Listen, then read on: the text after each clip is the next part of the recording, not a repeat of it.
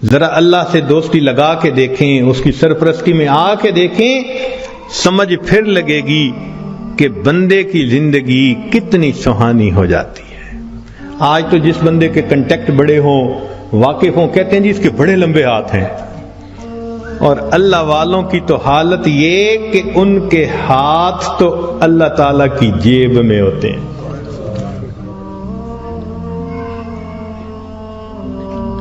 اللہ اپنے بندوں کی کیسے مدد کرتا ہے، ذرا ایک دو واقعات سن لیجئے۔ رابعہ بصریہ اللہ کی نیک بندی اپنے صومعے میں عبادت کرتے کرتے تھک گئیں تو سو گئیں۔ ایک چورا نکلا، اس نے دروازہ کھولا، اندر گھسا، کوئی اور چیز تو نہیں اسے نظر آئی، مگر ایک چادر پڑی ہوئی تھی۔ اس نے کہا چلو چادر ہی لے چلتا ہوں۔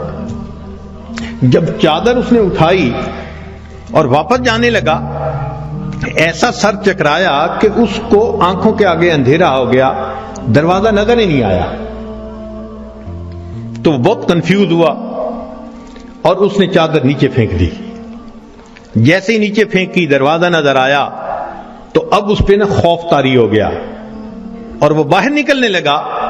جیسے باہر نکلنے لگا ایک آواز آئی، اگر ایک دوست سویا ہوا ہے تو دوسرا دوست جاگتا ہے۔ اگر ایک دوست سویا ہوا ہے تو دوسرا دوست جاگتا ہے۔ تم کیسے یہاں سے کوئی چیز چرا کے جا سکتے ہو؟ وَهُوَ يَتَوَلَّى الصَّالِحِينَ، وہ اللہ تعالیٰ نیکوکاروں کا سرپرست ہے، ان کا ذمہ دار ہے۔ چنانچہ ایک بڑھیا کا واقعہ لکھا ہے کہ اس کا گھر بادشاہی محل کے ذرا قریب تھا، اکیلی تھی۔ ایک دن اس کو رشتہ داروں کے ہاں تقریب میں جانا پڑ گیا تو وہ چلی گئی، اور وہاں اس کو 1-2 مہینے لگ گئے۔ جب 2-4 مہینے کے بعد واپس آئی تو وہ بڑھیا اپنا گھر دیکھتی ہے تو گھر نظر نہیں آتا۔ اس نے کسی سے پوچھا کہ یہاں تو میرا گھر تھا۔ انہوں نے کہا بھئی تو یہاں تھی نہیں، اور یہ بادشاہ کے محل کو تھوڑا سا ایکسٹینڈ کرنا تھا، تو جب 2-4 دن دیکھا کہ کوئی یہاں ہے ہی نہیں تو تمہارا تالا پولیس نے کھول لیا، اندر بھی کچھ اتنا تھا نہیں، تو تمہاری کوٹھڑی کو گرا کے بادشاہ کے محل کی ایکسٹینشن کر دی گئی۔ تو جب اس بڑھیا نے یہ سنا نا کہ تم تو یہاں تھی نہیں اس لیے تمہارے گھر کو گرا دیا گیا، تو بڑھیا نے آسمان کی طرف دیکھ کے کہا اللہ میں تو یہاں نہیں تھی، تو یہی تھا۔ میں یہاں نہیں تھی، تو یہی تھا۔ یہ لفظ اس کے کہنے تھے کہ جو ایکسٹینشن کی ہوئی عمارت تھی اس کی چھت زمین کے اوپر آ گئی۔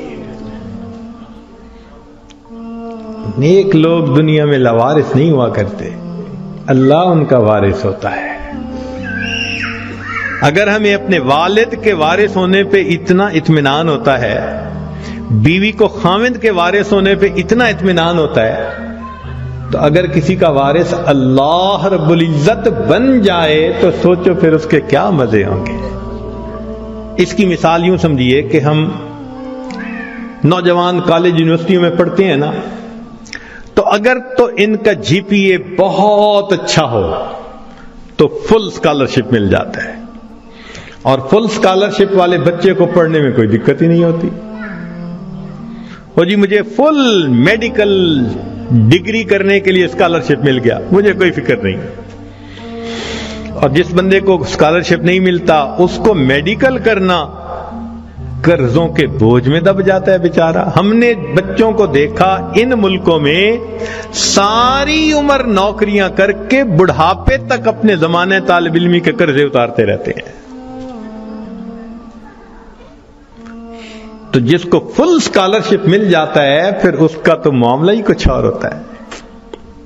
یوں سوچئے کہ ایک 100 منزلہ عمارت ہے اور اس میں لفٹ لگی ہوئی، ایلیویٹر لگا ہوا ہے، اور ہمارا کام ہے بس پش دبا کے دروازہ کھولیں اور سوار ہو جائیں، تو پھر 100ویں منزل پہ پہنچنا تو کوئی مشکل نہیں نا۔ اور ایک 100ویں منزل سے رسہ نیچے لٹکا ہوا ہے، اب ایک بندہ رسے سے چڑھنا چاہتا ہے، کتنا پریشان ہوگا، کتنا وہ مصیبت میں پڑے گا، کتنا بڑا رسک لے گا، اور اگر رسہ ہاتھ سے چھوٹ گیا تو مر بھی سکتا ہے۔